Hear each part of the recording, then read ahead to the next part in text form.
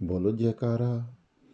बोलो मेरे श्री गुरु महाराज की जय।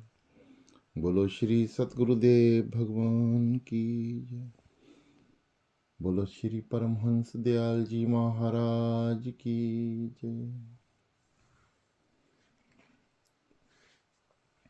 सत्संग वचन श्री आनंदपुर आश्रम, श्री स्वरूप दर्शन सत्संग सुधा। एक बार आनंदपुर आश्रम में श्री महाराज जी ने श्री मुख से फरमाया, सेवक भी दो तरह के होते हैं, एक अपने विचार से सेवा करने वाले, दूसरे गुरु आज्ञा से। परंतु सद्गुरु सेवा उस जीव को बख्शेंगे जिस पर पूर्ण विश्वास तथा स्नेह होगा। जैसे गुरु ग्रंथ साहिब का वाक्य है, 20 गुरु को मन माने, सो सेवक परमेश्वर की गति जाने। गुरु तो अंतर्यामी है, उसे फौरन पता चल जाता है कि यह सेवक मेरा है अथवा मान प्रति के लिए सेवा करता है। कई बड़े बड़े सेवक भी इस चक्कर में आ जाते हैं कि हम सेवा कर रहे हैं, लोग हमको जान जाएं कि हम ही इसके बाद गुरु गद्दी के अधिकारी होंगे। वे अनेक कामनाएं दिल में रखकर सेवा करते हैं। भगवान गुरुदेव मेरा अमुक कार्य सिद्ध करें। यदि कार्य सिद्ध हो गया तो सेवा का फल तो मिल गया, सेवा के बदले में कामना पूरी हो गई। फिर उसका संबंध इष्ट देव से कुछ ना रह गया। जिस तरह दुकानदार को पैसे देकर सौदा ले लिया तो दोनों निवृत्त हुए, दुकानदार अपने घर तो ग्राहक अपने घर। सो यह भी सच्ची सेवा ना हुई। वास्तव में सेवक अपने कल्याण के विचार छोड़कर गुरु भगवान की सेवा करता चले, अपने सुख का ख्याल छोड़कर गुरु के शरीर को सुखी करने में यत्न में लगा रहे। सेवक वास्तव में ही गुरु पद का अधिकारी हो सकता है। इस पर शंका हो सकती है कि क्या गुरु के शरीर को सुखी जानना रखना जरूरी है?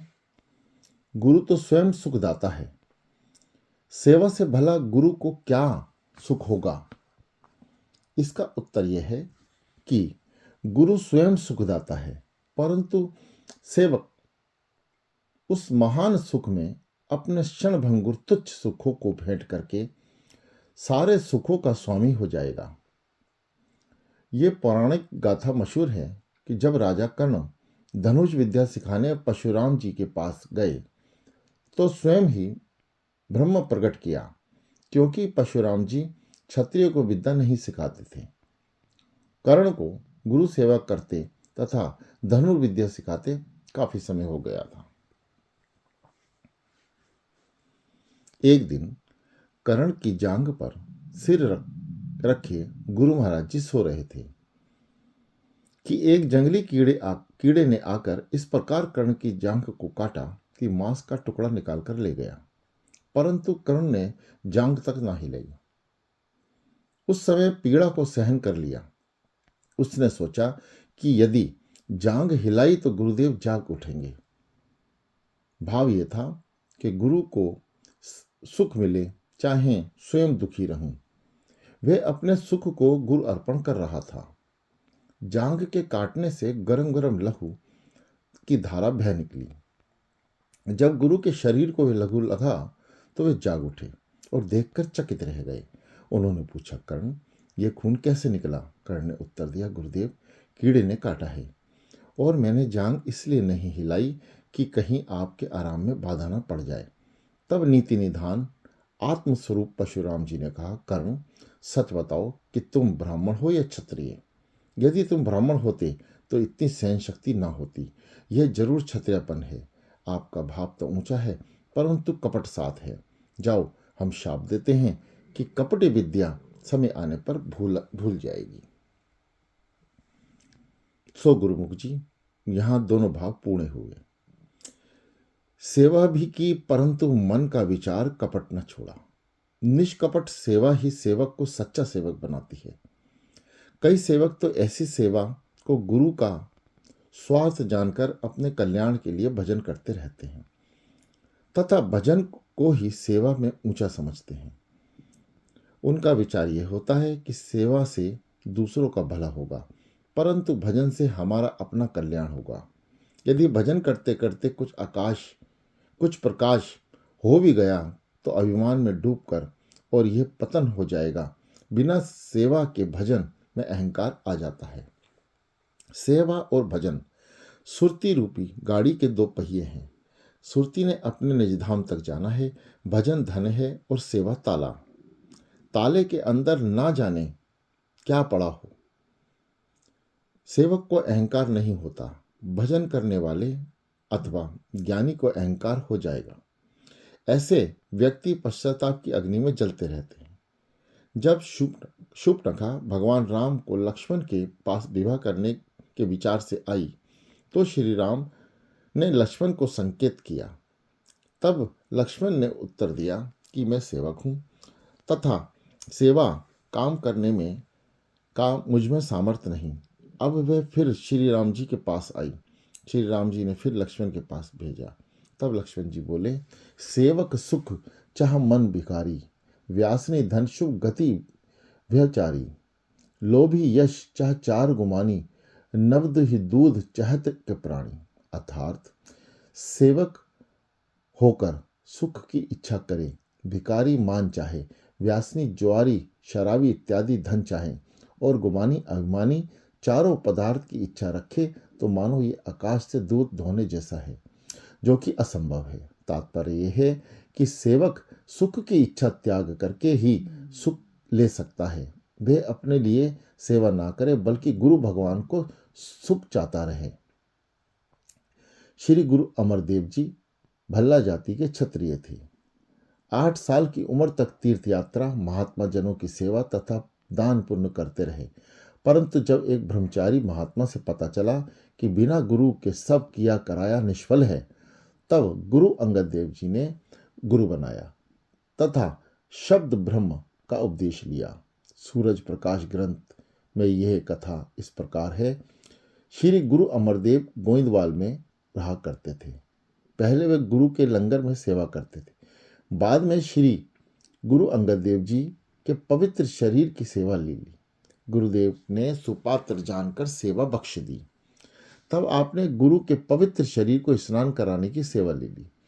यहाँ से 3 कोस व्यास नदी थी। उन्हें आधी रात को जाकर पानी लाना शुरू किया। प्रभात के समय लौटकर गुरु को स्नान कराते थे। जाते समय उल्टे चलते थे ताकि गुरु की तरफ पीठ न हो जाए। उन्होंने इतना कठिन सेवा का प्रण किया हुआ था। वे स्नान कराकर गुरु चरणों को पूजा किया करते थे तथा मंत्र का मूल गुरु का स्मरण करते रहना, परंतु गुरु वाक्य को तुच्छ जानकर आज्ञा की परवाह न करना, ऐसा स्मरण भजन में भी नरक में ले आता है। मोक्ष का मूल केवल गुरु कृपा है। जिस समय महापुरुष गुरुजन दयालु होकर इसकी ओर नजर करेंगे तो इसके सर्व पाप जलकर राख हो जाएंगे। संकल्प विकल्प खत्म होकर आत्मरूप निर्विकल्प समाधि का आनंद आएगा। गुरु अमरदेव जी इस प्रकार पानी ढोकर गुरुदेव को स्नान कराते थे। बूढ़ी अवस्था होने से शरीर निर्बल हो गया। तब लोगों ने मजाक उड़ाना शुरू कर दिया कि गुरु दरबार में रोटी के लिए बैठे हो, भला और कोई काम क्यों नहीं करते? इतनी अवस्था में भी ये जिनकी सेवा करते हैं उनको तो ख्याल तक नहीं। महात्मा रज्जब का वाक्य है, दया साध की नहीं भली, भली संत की त्रास। रज्जब ज्यों ज्यों भानु तपे, मह बसन की आस। संत की दया अच्छी नहीं, उसकी त्रास अर्थात झड़क भली है। जिस प्रकार सूर्य ज्यों ज्यों अधिक गर्मी देता है, समझो कि वर्षा आने वाली है। एक दिन अमरदेव जी पानी ला रहे थे। अंधेरी रात तथा वृद्ध अवस्था होने के कारण जुलाई की खड्डी में जा गिरे, परंतु जल बचा लिया ताकि गुरुदेव को स्नान कराने में देरी न हो जाए। उनके गिरने की आवाज सुनते ही जुलाही की पत्नी जुलाही से कहने लगी कि देखो, वह अमरु निथावा गिरा होगा जिसका कोई घर घाट नहीं। बेचारा रोटी के लिए गुरु घर में गिरा पड़ा पानी ढोया करता है। और गुरु अंगद देव जी भी निर्दयी हैं, जो इस पर दया नहीं करते। यह सुनते ही अमरदेव जी बोले, पगली, मेरे गुरुदेव को निर्दयी मत कहो, वह तो दया के भंडार हैं। मैं तुझ उनको कृपा रूपी सागर में तैरता रहता हूँ। उनका पगली कहना ही था कि जुलाही की पत्नी का दिमाग खराब हो गया। अपनी पत्नी को पागल हुआ जानकर जुलाहा फौरन गुरु अंगद देव जी के दरबार में पहुंचा तथा सारी वार्ता कह सुनाई। तब गुरु अंगद देव जी ने से रहा नहीं गया और गद्दी से उठे और अमरदेव जी को गले लगा लिया तथा गदगद होकर वरदान देने लगे, ये निथाओं का थाऊ है, ना ओटियों की ओट है, ना पत्तियों की पत है, ना गतियों की गत है, निराशियों का आश्रय है, निर्जलियों का लाज है। ये आज से गुरु अमरदेव जी हो चुके हैं। तात्पर्य यह है कि सेवा ने क्या से क्या बना दिया। सेवक में से शिरोमणि महावीर जी पूजे जाते हैं। भजन वहां तक पहुंचा सकता है जहां सेवा ले जाती है। बिना सेवा के भजन पहुंचा कर भी गिरा देता है। भजन पहले तो होता नहीं, यदि संस्कारवश हो भी जाए तो गुरु का शरीक बना देता है। ऐसे सेवक गुरु से द्वेष रखना शुरू कर देते हैं। स्वरूप आनंद। एक बार श्री महाराज जी सिंध क्षेत्र में स्थान लखी जिला सखर में विराजमान थे। तो एक दिन भक्त ने प्रार्थना की, दयाल जी, आपके मुखारबिंद से ये क्या सुना है कि संसारिक सुखों से बढ़कर आत्म आनंद है, और ये आनंद संकल्प विकल्प दूर होने पर निर्विकल्प समाधि स्थित होने से प्राप्त होगा। कृपा करके इसकी व्याख्या कीजिए। श्री महाराज जी बोले, पहले यह समझ लो कि आत्म आनंद कहते किसे हैं। जो आनंद सदैव एक रस है वही आत्म आनंद है। बाकी सब सांसारिक आनंद है, परंतु इन सब आनंदों के साथ महान दुख छुपे हुए हैं। और जो आत्मानंद है वह सदैव अविनाशी आनंद है, आत्म ब्रह्मानंद में लीन है। उस आनंद को संसार की कोई भी वस्तु, मकान, जमीन, स्त्री, पुत्र, धन, संपत्ति, आदर, सत्कार, मान, अपमान इत्यादि अपने वश में नहीं कर सकते। इसका छिपाना मुश्किल है। रचना अनादि काल से है। ब्रह्म से जो शुद्ध माया प्रकट हुई उसमें ही संसार रचा गया। इससे थोड़ा भ्रम उत्पन्न हुआ, परंतु ये भ्रम मिथ्या है। आत्मा के आश्रय में जड़ पदार्थ भी चेतन भासते हैं। भला आत्मा को माया ने कैसे दबाया है? माया में वह बल नहीं कि वह इस शक्ति को पर अपना प्रभाव डाल सके। हाँ, इतना जरूर है कि माया अपनी शक्ति से आकर्षित करती है, और ऐसा प्रतीत होता है कि मानो जल से ही कोई उत्पन्न होकर जल को ढांपने लगा, परंतु जल शब्द का नाश नहीं।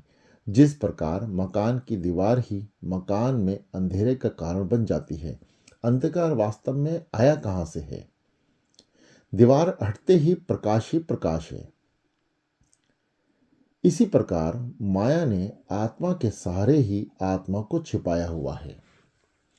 अब माया क्या है? अविद्या, अज्ञान का नाम ही माया है, जो कि अंतःकरण में रहती है। अंतःकरण मन, बुद्धि, चित्त और अहंकार के नाम से पुकारा जाता है। जब तक अंतःकरण में यह अंधकार है, तब तक माया का प्रतिबिंब इसमें दिखाई नहीं पड़ेगा, क्योंकि अविद्या जो चेतना का प्रतिबिंब है उसे ही जीव कहते हैं। अतः जीव भाव तब ही मिटेगा जब अविद्या और अज्ञान दूर होंगे। अज्ञान ज्ञान से भागेगा। इसी तरह स्वच्छ बुद्धि आत्मा के सन्मुख होते ही ज्ञान का नाश हो जाता है और आत्म साक्षात्कार होकर अपना स्वरूप आप दिखाई देता है। अपनी वास्तविकता का भेद तब खुलता है जब उसे अपने निज स्वरूप का ज्ञान होगा। इसका निश्चय हो जाता है। बस इसे ही आत्म आनंद कहा जाता है। आत्म आनंद से जो प्रसन्नता जीव को प्राप्त होती है उसका वर्णन नहीं किया जा सकता, परंतु जब तक जीव आत्म अपनत्व का त्याग नहीं करता, तब तक उसके लिए आत्म आनंद प्राप्त करना मुश्किल है। पुत्र पिता की जेब से अलग जेब बनाकर दुखी होता है। पिता के पास चाहे लाखों की जायदाद है, परंतु पुत्र अपनी जेब में से 2 पैसे निकाल गिरते जानकर रोता है। यदि उसे अपने बाकी धन का ज्ञान होता तो वे रोना बेकार था, परंतु वह पिता के धन का स्वामी होता हुआ भी दुखी है। बस इसे ही जीव भाव कहते हैं। अब अपने आनंद को रोकने वाला केवल अज्ञान ही है, जो स्वाभाविक ही हो जाता है। इससे ये नाशवान जगत सदा एक रस प्रतीत होता है। संसार असत्य है और सदा एक रस नहीं रहता। मूर्खता और अज्ञान के कारण ही उसे यह सत्य प्रतीत हो रहा है। असत्य में सत्यता का अनुभव होना ही दुख की जड़ है। जैसे अंधकार में रस्सी को हम सांप समझने लगते हैं, परंतु अत्यंत भयभीत हो जाते हैं। वास्तव में रस्सी में न सांप था और ना ही कभी होगा। यह सब अज्ञान है। एक वस्तु में दूसरी वस्तु का प्रतीत होना ही वास्तविकता को खोना है। थोड़ी देर शोर मचाने के बाद जब प्रकाश लाया गया तो सांप तथा सांप का डर उसी रस्सी में लीन हो गया, जो कि रस्सी से उत्पन्न होकर मन पर प्रभाव डाल रहे थे। ये सब कहाँ गए? ठीक वैसे ही आत्मा को भुलाकर जगत प्रतीत होता है, और जगत निश्चय होते ही हजारों लाखों चिंताओं और संकल्प विकल्पों को घेर लिया, जिसके साथ साथ पुण्य पाप, धर्म अधर्म, हर्ष शोक इत्यादि उत्पन्न होते हैं। परंतु जब तक तत्ववेता सदगुरु की कृपा से अपना आप ही रह गया, उसी को सदा आनंद का और आनंद स्वरूप आनंद कहा गया है। सत्संग वचन भकड़े वाली आश्रम स्वरूप स्थिति। एक बार मंडी भावलदीन जिला गुजरात पंजाब की संगत श्री महाराज जी के शुभ दर्शन के लिए आई। उन दिनों महाप्रभु भकड़े वाली आश्रम में विराजमान थे। संगत ने श्री चरणों में दंडवत प्रणाम किया। दाता दीनदयाल जी उस समय सत्संग वर्षा कर रहे थे। श्री सदगुरुदेव जी ने स्वामी गुरु दर्शनानंद जी को रामायण की कोई चौपाई बोलने की आज्ञा दी। उन्होंने यह चौपाई बोली: ईश्वर अंश जीव अविनाशी, चेतन अमल सहज सुख राशि, सो मायावश भयो गुसाई, बांध्यो कीर मरकट की नाई। भक्त संत राम जी ने प्रार्थना की, दाता जी, यह जीव ईश्वरीय अंश होकर भी माया के वशीभूत हो गया है। अब इसे अपने स्वरूप का ज्ञान कैसे हो? ईश्वर अंश पर माया का पर्दा क्यों पड़ गया और अब यह कैसे दूर हो सकेगा? जीव को शांति कब प्राप्त होगी? श्री महाराज जी ने बड़े प्रेम भरे वचनों से भक्त जी को इस प्रकार समझाना शुरू किया। महाप्रभु बोले, यह जीव ईश्वर की अंश और अविनाशी अमल अर्थात मल रहित है। यह सहज ही सुख की राशि अर्थात पुंज है, परंतु यह जीव चेतन अमल और सुख स्वरूप होकर भी माया के पर्दे में आ गया है। माया भूल का नाम है। वास्तव में माया सुखदायक नहीं, परंतु जो भूल वही माया है।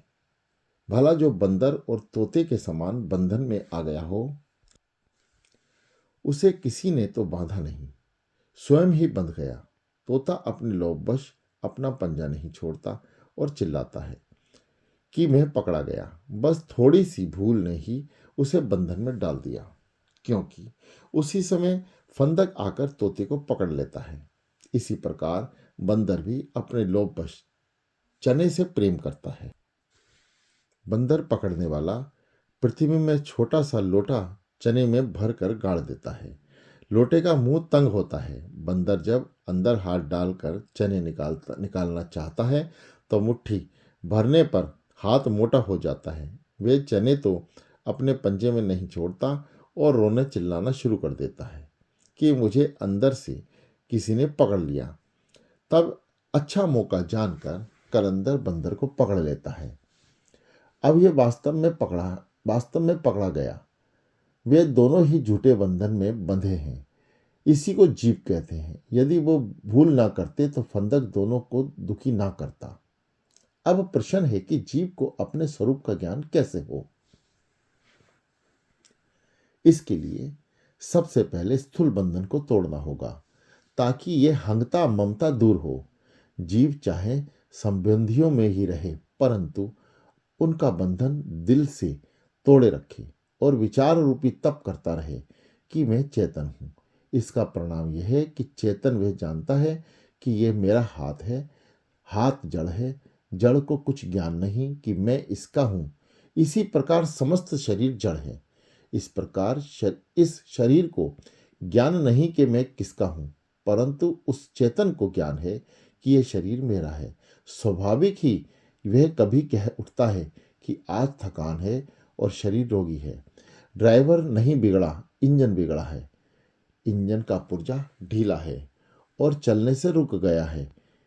ड्राइवर इंजन के बिगड़े हुए पुर्जे को जानता है।